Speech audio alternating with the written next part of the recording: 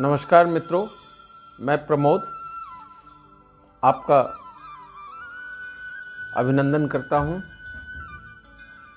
पिछले 46 दिनों से पूरे विश्व के इस वैश्विक महामारी के कारण पूरा विश्व आहत है, परेशान है और हम भी भारत के अंदर अपने घरों में विश्राम कर रहे हैं ताकि संक्रमण का ये काल बड़े आसानी से समाप्त हो जाए।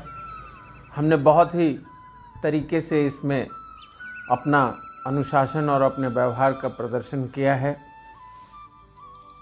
और हम जीत के कगार पर खड़े हैं। ऐसे में एक विचार आया कई मित्रों के सलाह पर कि हमें ज्ञानोत्सव के सीरीज को प्रारंभ करते हुए एक निवेदन करना चाहिए कि अपने देश के अंदर जो ऋषि महर्षि और संतों भक्तों की जो परंपरा है तो बहुत लंबी श्रृंखला, लेकिन मैंने 30-40 लोगों का एक संकलन किया है, तो बारी बारी से उनके जीवन चरित्र का और उनके द्वारा किए गए कार्यों की चर्चा आपसे करूं और फिर जैसे जैसे आपका स्नेह और सानिध्य मिलेगा तो फिर उस पर नए विचार आएंगे। बस एक छोटा सा खुद स्वयं की आंतरिक इच्छा के सुख के लिए, अपने मित्रों के प्रसन्नता के लिए और आपके सेवा के लिए यह विचार फलित हो, ऐसी मैं श्री हनुमान जी और गुरु जी से प्रार्थना करता हूँ। मित्रों,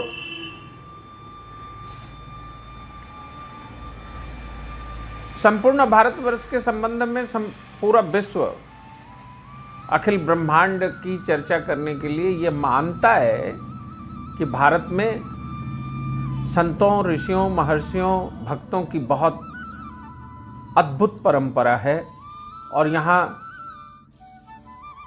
एक से एक महामानव इस धरती पर आए जिन्होंने अपने संततियों के लिए घोर तपस्या करके उनके सुख, उनके ज्ञान, उनके अंदर उनका वैभव और संपूर्ण ब्रह्मांड के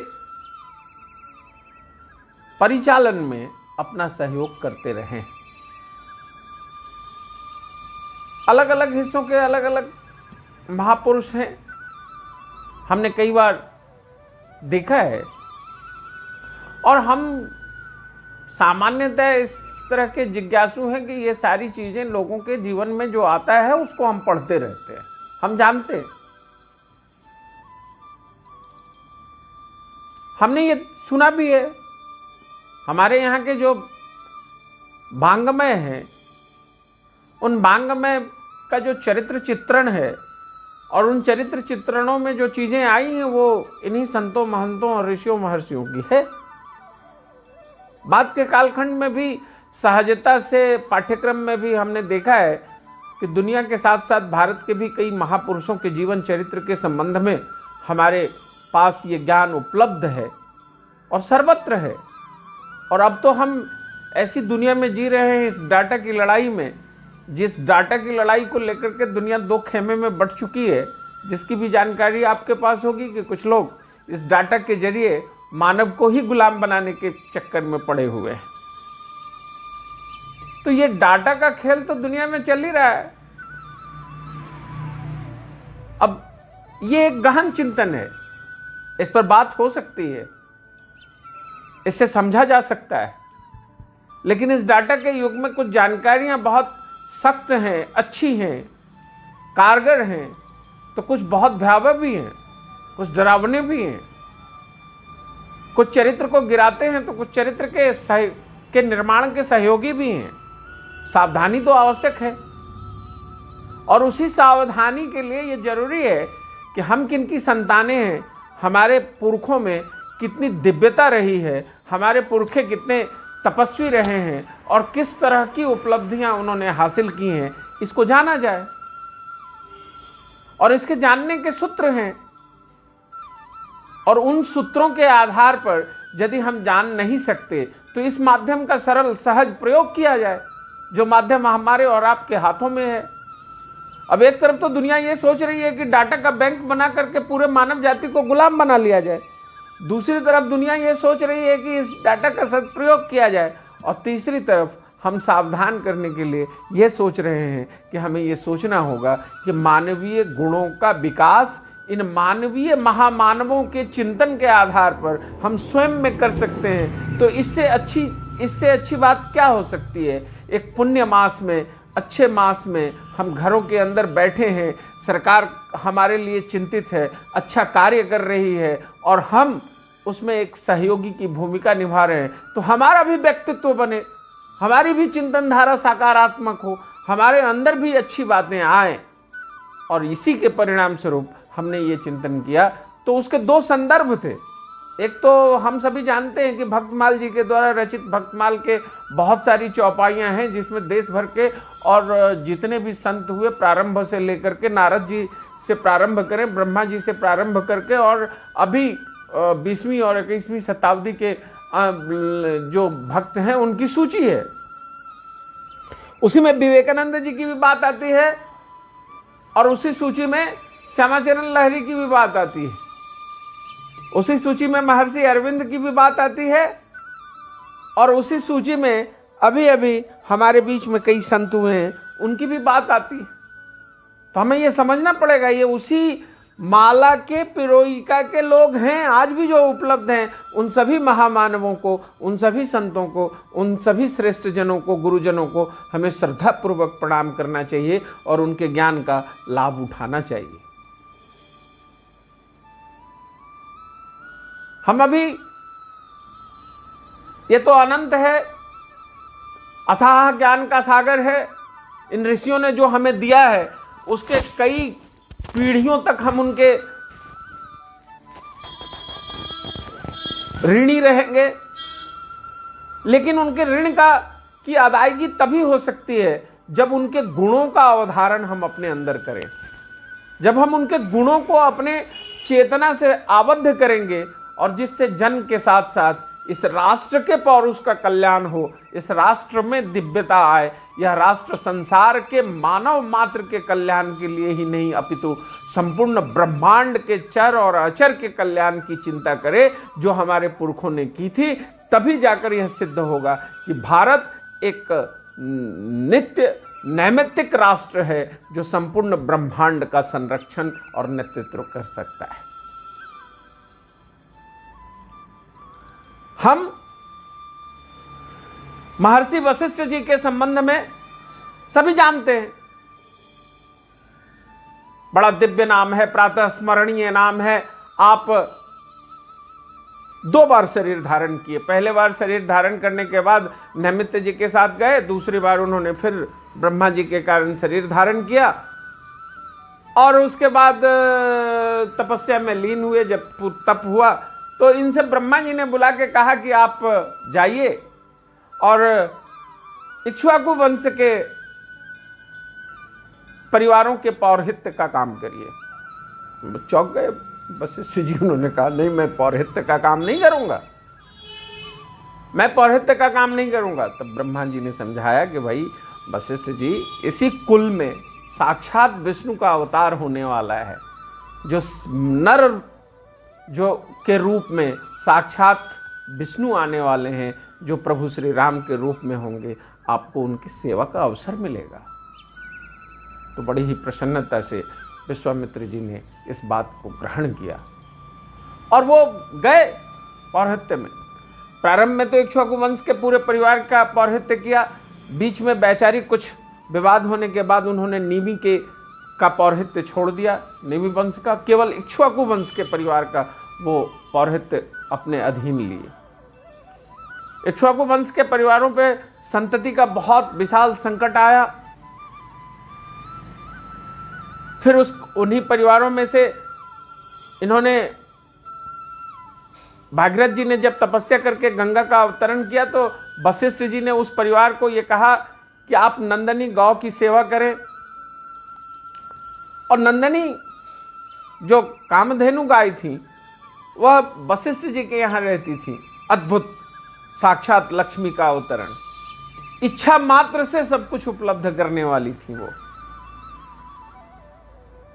और उसी की सेवा करने के बाद इक्ष्वाकु वंश के इस संकट का समाधान निकला।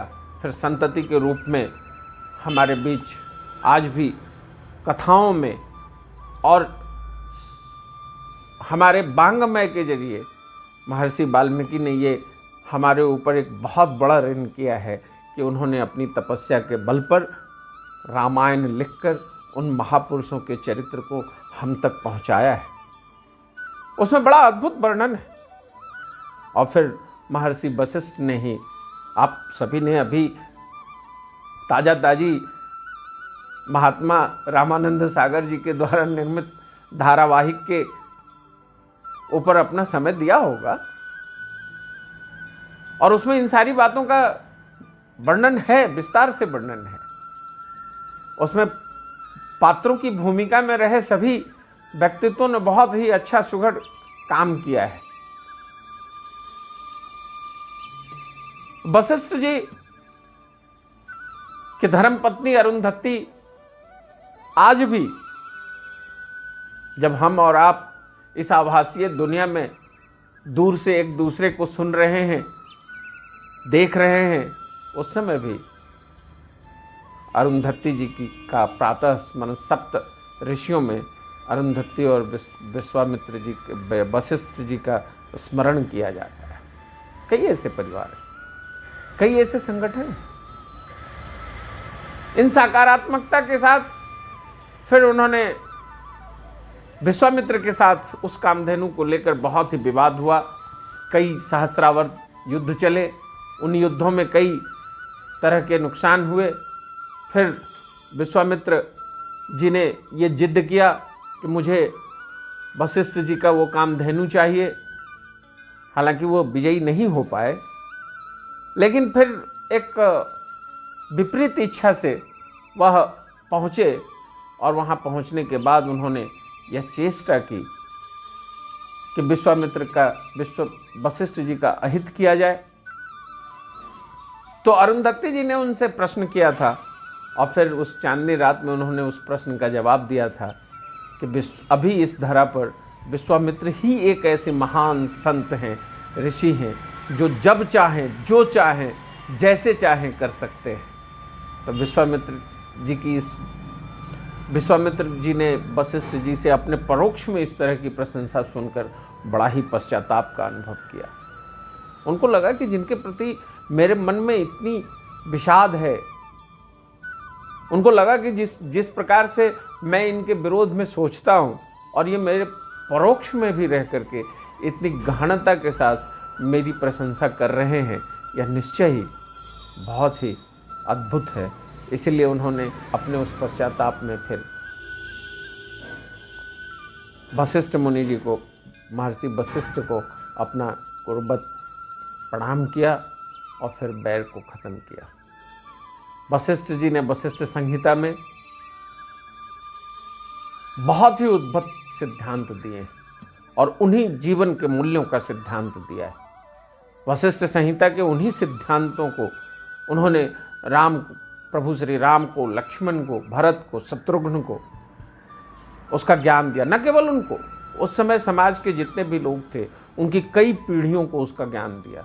और वशिष्ठ संहिता ने ही जीवन के मूल्य को मर्यादा के अनुकूलन के लिए बनाया। उसमें राजा का चरित्र, प्रजा का चरित्र, सेना का चरित्र, इन सारे विषयों पर, अर्थ का चरित्र, इन सारे विषयों पर बड़ी गहन चिंतन है जो संपूर्ण भारत को दिशा देती रही है कई सहस्त्र युगों से। और हमारे कई महापुरुषों ने उस पर चिंतन किया है। इन चीजों के प्रति हमारे देश के नौजवानों की जिज्ञासा होनी चाहिए।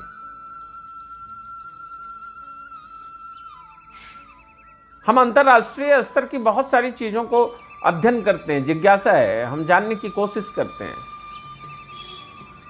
लेकिन मैं बहुत दृढ़ता के साथ यह कहना चाहता हूं कि ज्ञान कहीं भी प्राप्त हो जरूर ग्रहण करना चाहिए, लेकिन अपने मौलिक चिंतन और अपने मौलिक ज्ञान का आवाहन करना चाहिए, उस पर शोध करना चाहिए। अब एक कल्पना करिए कि हमारे अंदर का ज्ञान कितना श्रेष्ठ था कि एक एक व्यक्तित्व के चरित्र का विकास इतनी ऊंचाई तक जा सकता था कि राम ही मर्यादा पुरुषोत्तम हो पाए। दूसरा आज तक इस युग में मर्यादा पुरुषोत्तम की उपाधि समाज के सर्वग्राहिता से नहीं ले पाया। यह उसी ज्ञान का, उसी मार्गदर्शन का कारण था, और वही मार्गदर्शन हमको आपको मिलता रहे। इसी कड़ी में फिर दूसरे महापुरुषों को लेकर आपके सामने मैं उपस्थित होऊंगा।